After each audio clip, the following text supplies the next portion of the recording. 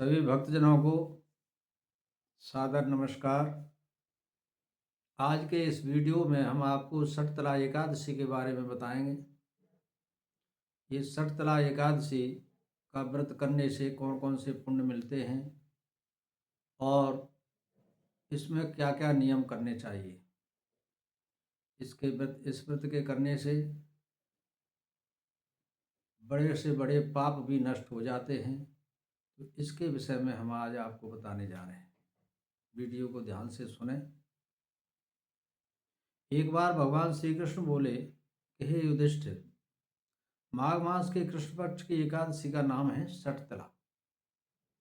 ये माघ मास में कृष्ण पक्ष की एकादशी को इसका नाम शटतला कहा गया है। और इस शटतला से सब प्रकार के पापों का नाश हो जाता है और इसको विधि पूर्वक से करना चाहिए।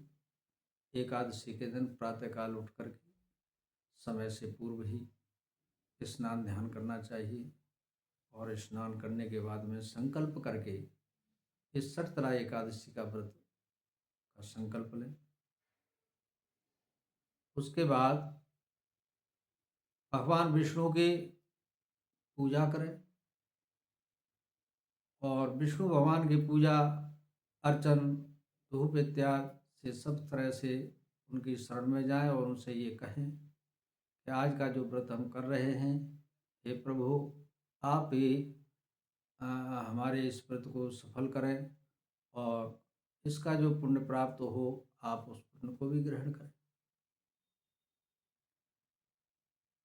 इस तरह से एक बार नारद जी को भी ये प्रश्न का उत्तर ब्रह्मा जी ने दिया था।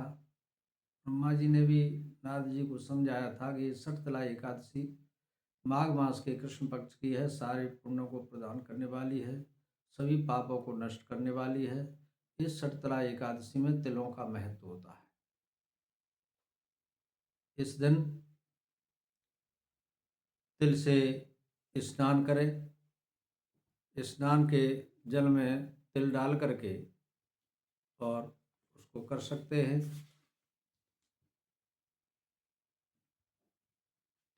तिल का ही उपटन करें, तिल का हवन करें, तिल का तर्पण करें और तिल का भोजन तथा तिलों का दान करना चाहिए। ये इसलिए शटतला एकादशी कही गई है। इसमें 6 प्रकार से तिल के द्वारा पूजा की जाती है। इस तरह से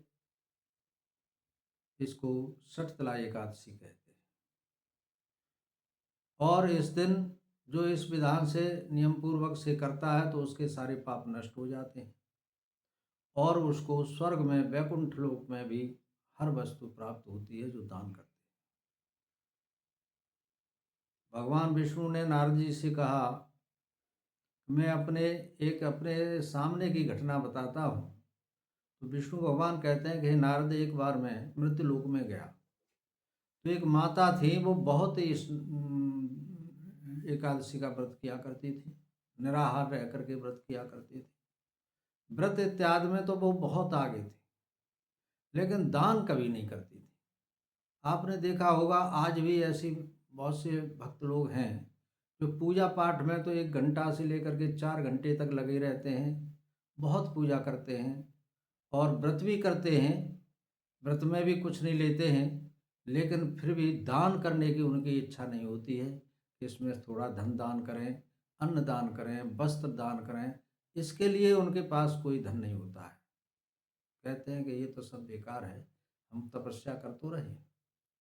तो इस तरह से जो करते हैं, जो दान नहीं करते हैं, तो स्वर्ग लोक में वो चीज़ वस्तु प्राप्त नहीं होती है। आज जो आप दान करेंगे, जो आप देंगे, वही तो आपको मिलेगा बढ़ करके। आप नहीं करेंगे तो कहाँ से मिल जाएगा। आप खेत में जब बीज लेकर के जाएंगे, बोएंगे, तभी तो उससे फसल तैयार होगी, तभी तो वो मिलता है। आप देंगे ही नहीं किसी को तो आपको मिलेगा कहाँ से। तो भगवान विष्णु एक भिक्षु का रूप धारण करके आए और उसी माता से कहने लगे कि माता, भिक्षा दीजिए। माता ने कहा, आप कौन है? कि हम भिक्षुक हैं, हमें भिक्षा चाहिए। तो उन्होंने कहा ठीक है, तो उन्होंने एक मिट्टी का डेला उठा करके उनकी झोली में डाल दिया, ले जाओ। भगवान विष्णु उस मिट्टी के ढेले को प्राप्त करके अपने चले आए। ठीक है, कोई बात नहीं, आपने जो दान दिया है स्वीकार किया। अब कुछ समय बाद वो माता, बूढ़ी माता स्वर्गलोक में गई, क्योंकि उसने एकादशी का व्रत किया था। उसको तो स्वर्ग से तो कोई रोक नहीं सकता है, वैकुंठ जाने से कोई नहीं रोक सकता है। तो सीधे वहीं पहुंच गई। जाकर के उसने बहुत सुंदर महल पाया, सारी व्यवस्थाएं थी, लेकिन खाने पीने की कोई वस्तु उसके उस महल में नहीं थी।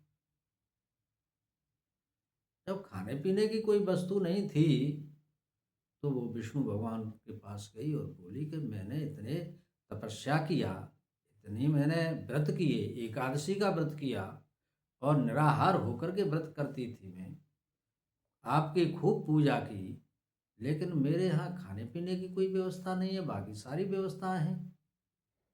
भगवान विष्णु ने कहा कि आपने जैसा दिया होगा वही तो सब मिल रहा है। आपके व्रत करने से, पुण्य करने से आपको सुंदर वैकुंठ मिल गया, सुंदर आपको भवन मिल गया, और भी सब कुछ है आपके यहाँ, केवल खाने की वस्तु नहीं है, क्योंकि आपने कुछ दिया नहीं। अब आप अपने महल में जाइए, वहाँ देव स्त्रियाँ आपका इंतजार कर रही हैं, आपके दर्शन करना चाहती हैं, वहाँ देखिए। क्योंकि जो मिट्टी का डेला दिया था तो वही तो मिलेगा, और वो दिया गया दान हजारों गुना बढ़ करके प्राप्त होता है। तो वहाँ गए, उन्होंने दरवाज़ा खोला, देव स्त्रियाँ आए, उन्होंने नमस्कार किया, प्रणाम किया। कोई देव कन्या है, कोई कैसे है, तो उनका बहुत सुंदर स्वरूप हो गया था। क्यों? कि तप के कारण, व्रत के कारण। तब उन्होंने कहा कि मेरे पास कुछ खाने पीने की व्यवस्था नहीं है, आप देव स्त्रियाँ हैं तो आप हमें कुछ बताइए।